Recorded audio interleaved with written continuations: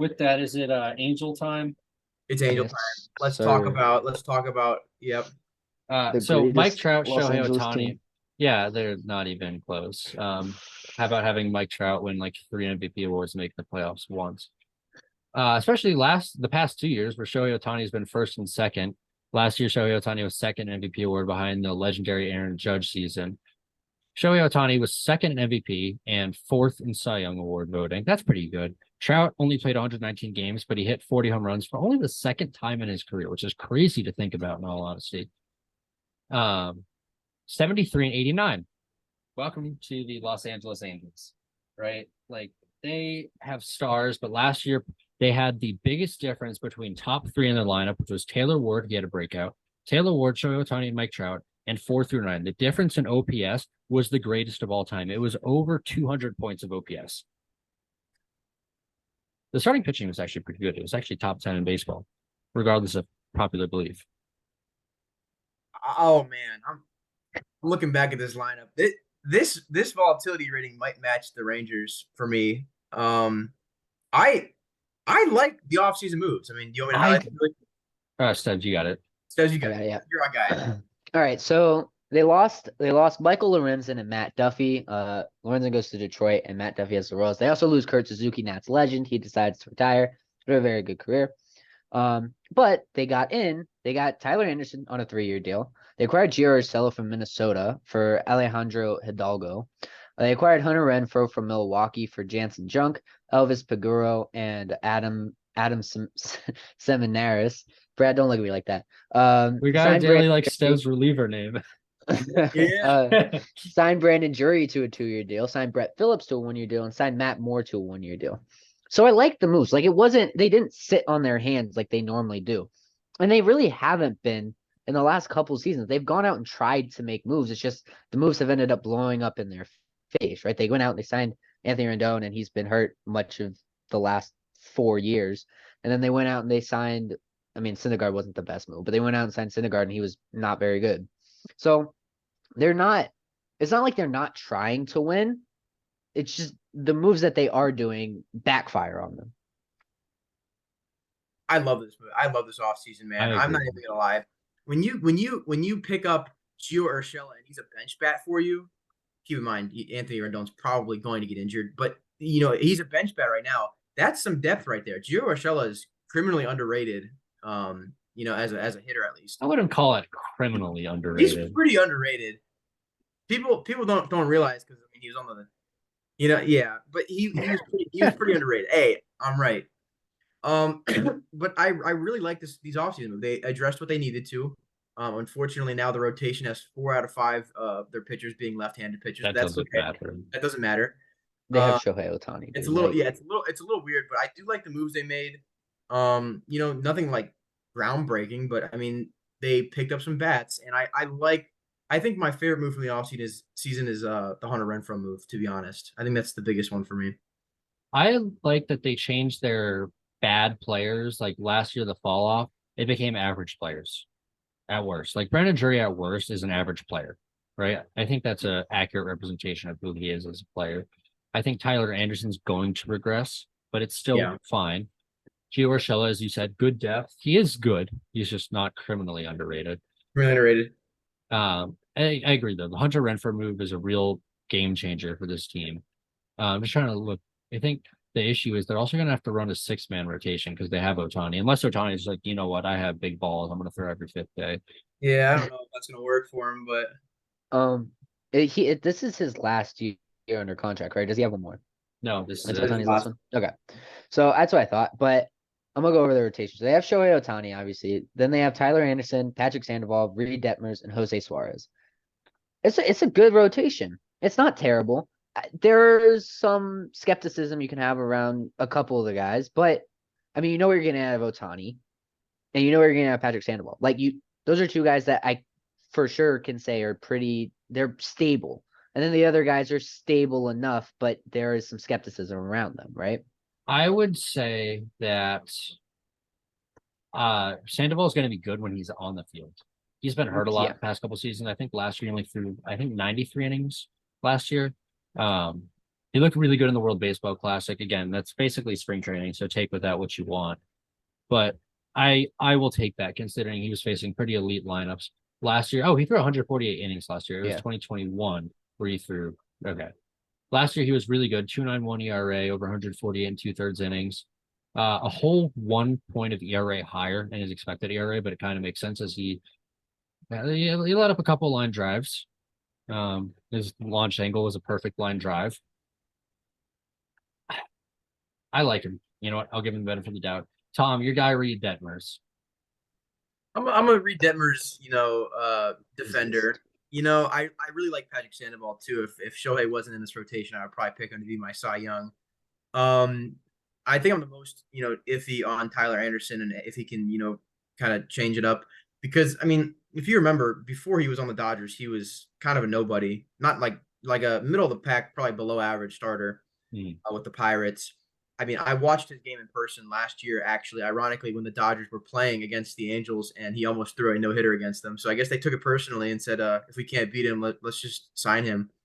But it doesn't look like a bad move to me. I mean, even if he regresses slightly, he's still probably about an average pitcher. And Reed Detmers has that upside. He's still young, very high prospect, a couple years ago. I think he still has the potential to, build upon his last season, which wasn't very not crazy, but I think he's got some upside. And I think he definitely has one of the mental things in the game.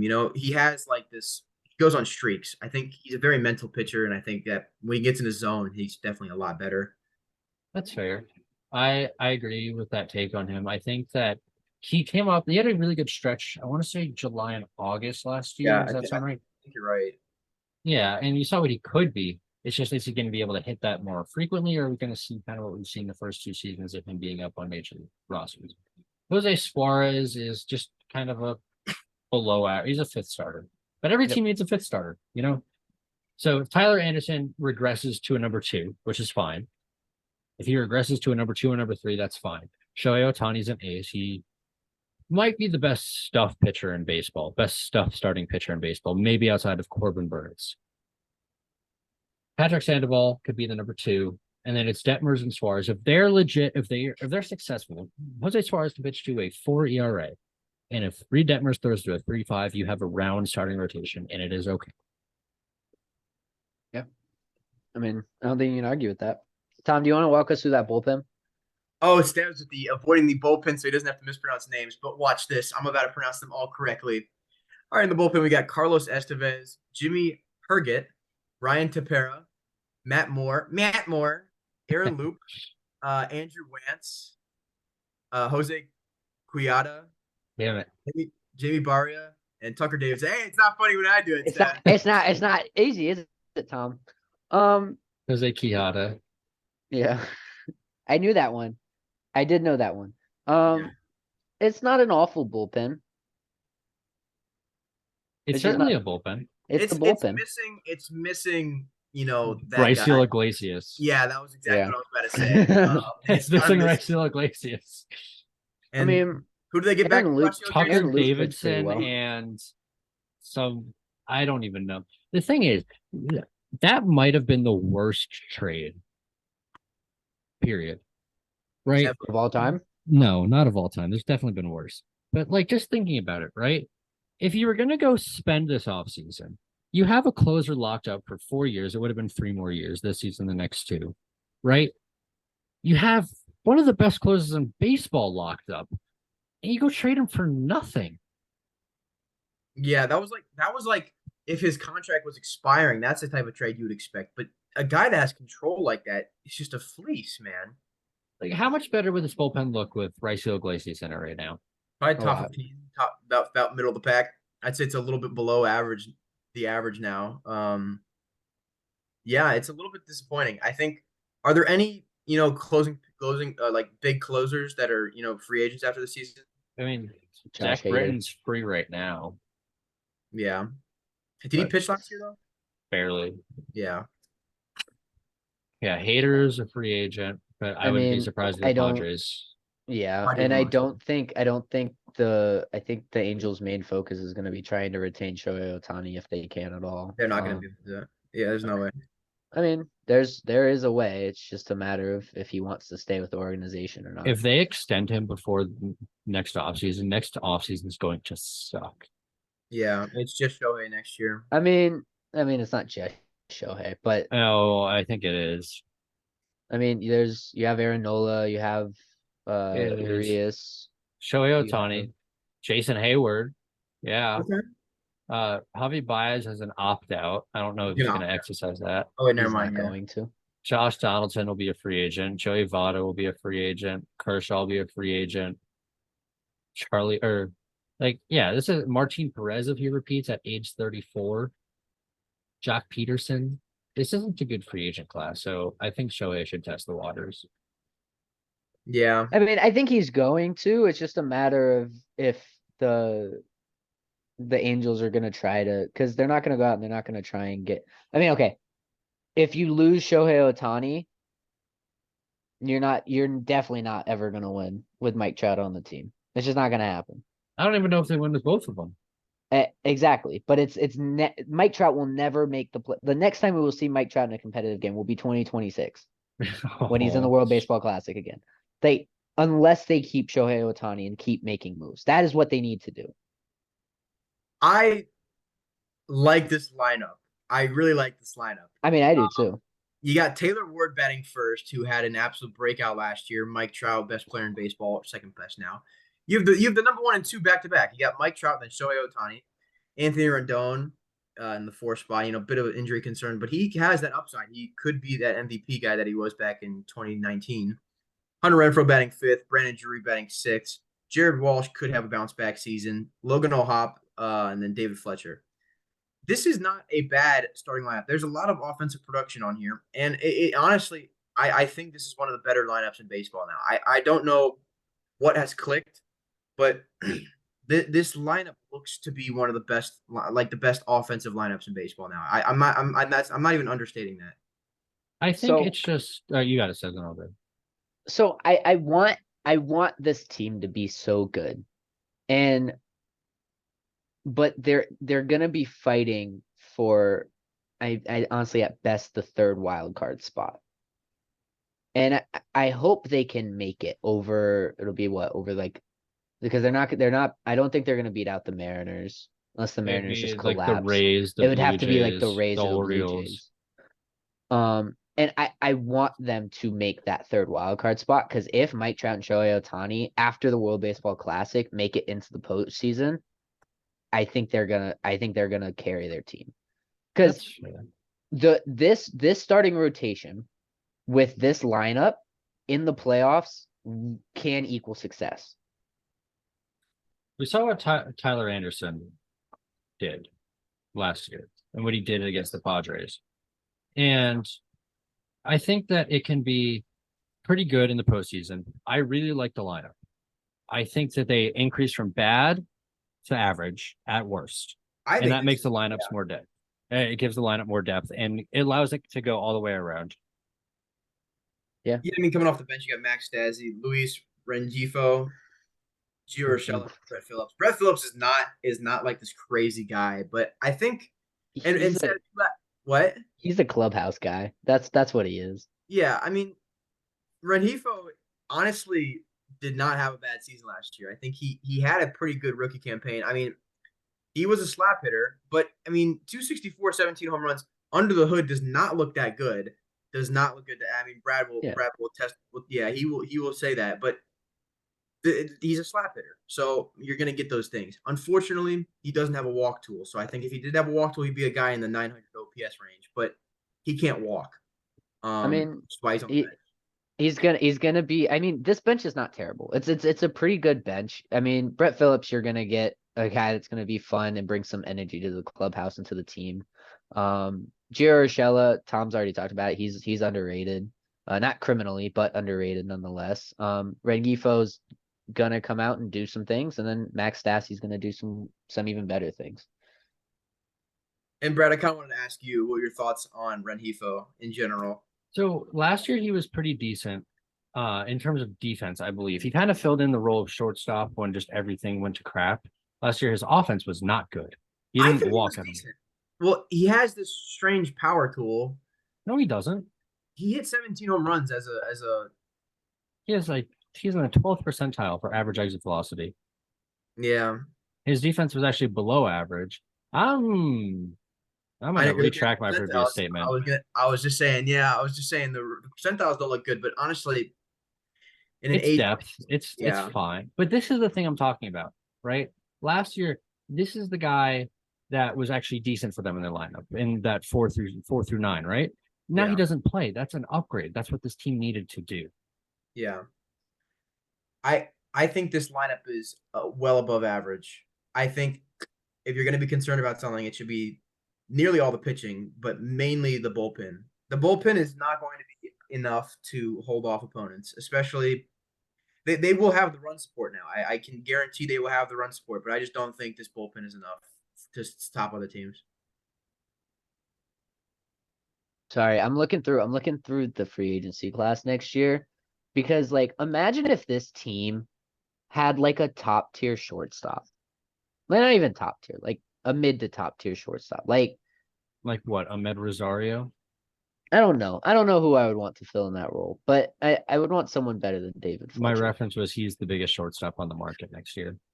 Yeah, I know. But that's what I was trying to look for. I was Yeah. trying to see if there was anyone good. Like because you don't want Javi Baez if he opts out for some godforsaken reason. David Fletcher Um, was good in 2019, I think. Was it 2019 where he was very good? 19 or 20. He Wasn't was it very- like a year or two ago where he hit almost 300? He had like a 600 OPS. That sounds like a guy with a good hit tool and nothing else. I mean, he doesn't strike out. He walks a decent amount. At This least is in 2020.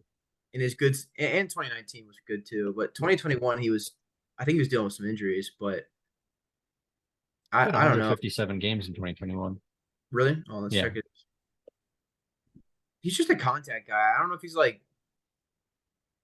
I mean, he does not hit. He does not hit for power. So I just don't think that type of player, unless you can do it like among the best, like a Stephen Kwan, is sustainable nowadays. You either have to be elite or it's not going to work. Yeah. Did you guys talk about Logan O'Hop yet in Prospect Central? No, I was gonna head there. You got him. But we got Logan O'Hop. He's likely gonna be their everyday catcher, with Max Stassi kind of getting in there on his days off. Play solid enough defense with pretty good approach at the plate and good contact. Like that's pretty much what you want from your catcher, right? You want a good solid defender with a good bat. And I think he's gonna fill that role extremely well.